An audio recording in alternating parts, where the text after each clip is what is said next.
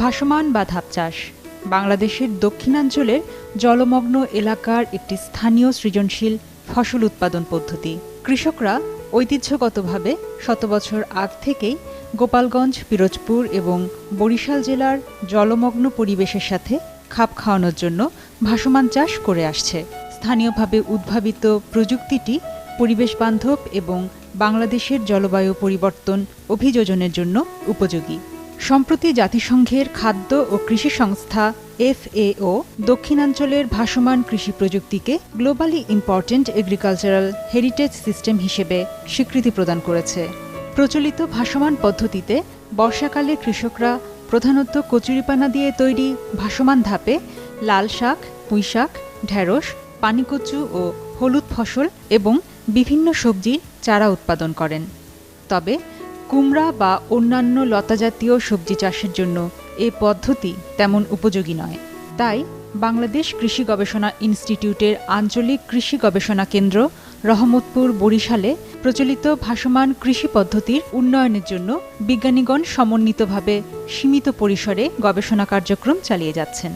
এসব গবেষণা কাজের মাঝে আছে প্রচলিত ভাসমান বেডের উন্নয়ন, ভাসমান বেডে উৎপাদিত ফসলের বহুমুখীকরণ, কৃষিতাত্ত্বিক ব্যবস্থাপনার উন্নয়ন, সার ব্যবস্থাপনা, বছরব্যাপী শাকসবজি উৎপাদনের মডেল এবং রোগবালাই ও পোকামাকড়ের সমন্বিত দমন পদ্ধতি উদ্ভাবন।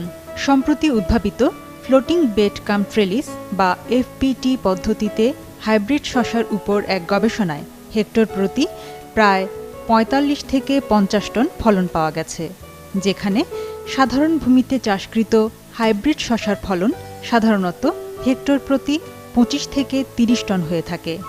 এতে দেখা যায় FBT পদ্ধতিতে সাধারণ ভূমির তুলনায় শসার ফলন প্রায় দ্বিগুণ হয়। উদ্ভাবিত FBT পদ্ধতিতে প্রাথমিক অবস্থায় ভাসমান বেডে স্বল্পমেয়াদী ফসলসমূহ যেমন লাল শাক, পালং, মূলা শাক, ধনেপাতা, বাটি শাক এসব উৎপাদন করা যায়। এতে প্রচলিত ভাসমান পদ্ধতির চেয়ে FBT পদ্ধতিতে শাকসবজির উৎপাদন ও ফসলের নিবিড়তা বাড়ে। বর্তমানে নানা কারণে দেশে কচুরিপানার সহজলভ্যতা দিন দিন কমে যাচ্ছে, অথচ এ গবেষণায় দেখা গেছে ভাসমান বেড তৈরিতে প্রচলিত পদ্ধতির চেয়ে FBT পদ্ধতিতে অর্ধেক কচুরিপানা কম লাগে। কারণ সবজি ফসলের বৃদ্ধির ধরন অনুযায়ী পাশাপাশি দুইটি ভাসমান বেডের মাঝে ১০ থেকে ১৫ ফুট ট্রেলি বা মাচা তৈরির জন্য ফাঁকা রাখা হয়। লতাজাতীয় সবজির চারা ভাসমান বেডে রোপণ করা হলেও গাছের শাখা প্রশাখা ভাসমান বেডের পরিবর্তে মাচায় বেড়ে ওঠার সুবিধা থাকায় ফলন বেশি হয়। আবার মাচার নিচে ফাঁকা থাকায় ছোট্ট নৌকার মাধ্যমে ফসলের আন্তঃপরিচর্যার কাজও সহজে করা যায়। বর্তমানে FBT পদ্ধতিতে ভাসমান বেডে লাউ, মিষ্টি কুমড়া ও অন্যান্য সবজির উপর গবেষণা চলছে। তবে প্রচলিত ভাসমান কৃষি পদ্ধতির উন্নয়নের জন্য ব্যাপক গবেষণা কার্যক্রম গ্রহণ করা দরকার। বাংলাদেশ কৃষি গবেষণা কাউন্সিলের তথ্য অনুযায়ী দেশে প্রায় ৩ মিলিয়ন হেক্টর মধ্যম নিচু থেকে অতি নিচু জমি রয়েছে, যা দেশের মোট ভূমির শতকরা প্রায় ২১%।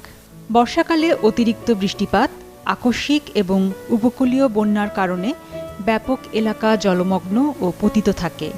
এর মধ্যে দেশের দক্ষিণাঞ্চল ও হাওর অঞ্চল অন্যতম। গবেষণার মাধ্যমে আধুনিক লাকসই ভাসমান কৃষি প্রযুক্তি উদ্ভাবন ও সম্প্রসারণের মাধ্যমে জলমগ্ন বা পতিত জমি ফসল আবাদের কাজে ব্যবহার করা যায়।